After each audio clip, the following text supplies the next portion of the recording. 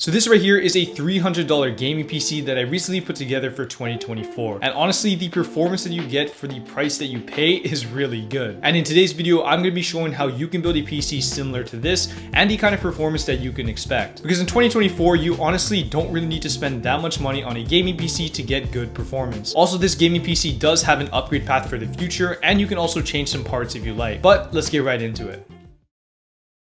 So first, starting with the motherboard, I chose the Asus B450MA, which I found on Facebook Marketplace for $45. You're going to notice that a lot of the parts, or actually a majority of the parts, are from the used market, and this is how you can actually save a ton of money. I understand that there is a lot of risk with going on the used market, but if you know what to look for, it's the best way to get good deals. We are pairing this motherboard with the Ryzen 5 2600, a 6-core 12-thread CPU, which has a max boost clock up to 3.9 GHz. I found this for just $25 used, and this is a great starting point for this build. In the future, you can easily upgrade to Ryzen 5000 series when you do want to upgrade this build. But since the CPU did not come with a cooler, I picked up this one for just $10, also from the used market that comes with thermal paste. This is a pretty basic cooler, but it will get the job done. As for RAM, I picked up this 16GB kit for $30 on, you guessed it, Facebook Marketplace, and it's a 3600 MHz kit, which is going to be plenty for what we are doing. And since the release of DDR5, memory prices have gone way down on the older platform, so anything below 3200 MHz shouldn't be an option. But for storage, this is the one thing I would not recommend buying used, even though I may have myself. But on Amazon, you can easily pick up a 1TB NVMe SSD for $50, which is going to perform really well and give enough space for a couple games. For me, I'm just going to be using an old SSD since this wouldn't ship in time, but for your guys' build, this is what I would get. But that is pretty much everything that goes on the motherboard, so we are going to install it here.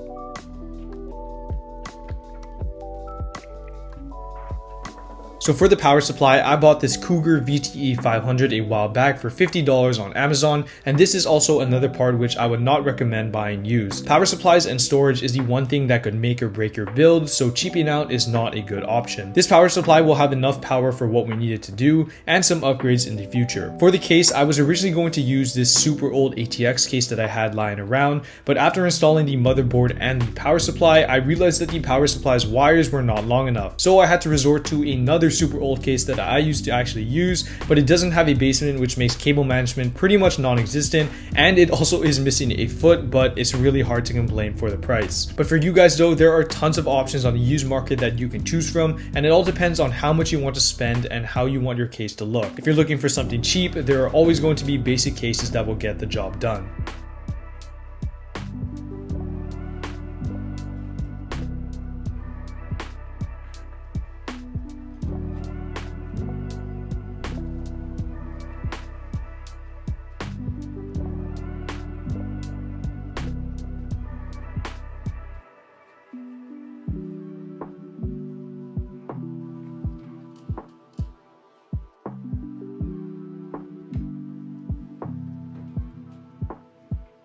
Now for the heart of the build, the GPU. I chose the GTX 1070, a decent used card that you can find for under $75 and still performs really good in a ton of different games. This will allow us to get high refresh rate gaming on many esports titles, but also decent performance on some AAA games. And I know the 1070 is a little bit old now, but it still has great performance similar to cards like the 2060, and you can find it for much cheaper.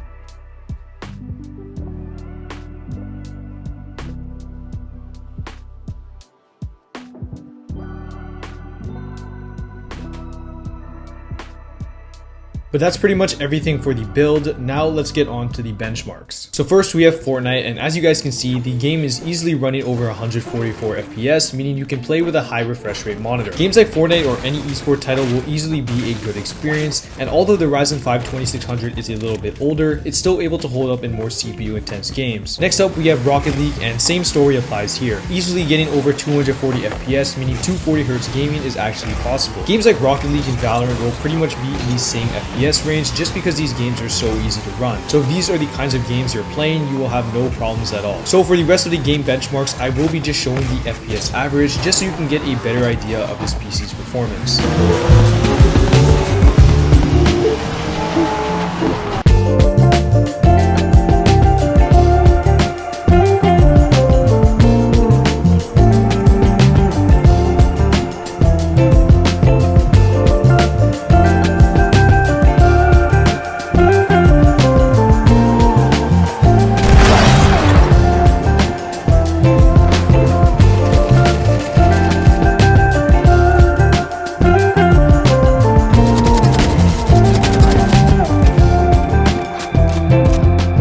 So in total, this PC came out at a price of $291 US, but for you guys, it will vary depending on what is your local marketplace. Obviously, you won't be getting the exact same parts, but this gives you an idea on what's possible if you utilize sites like Craigslist and Facebook Marketplace. So I hope you guys enjoyed, and I will see you all in the next one.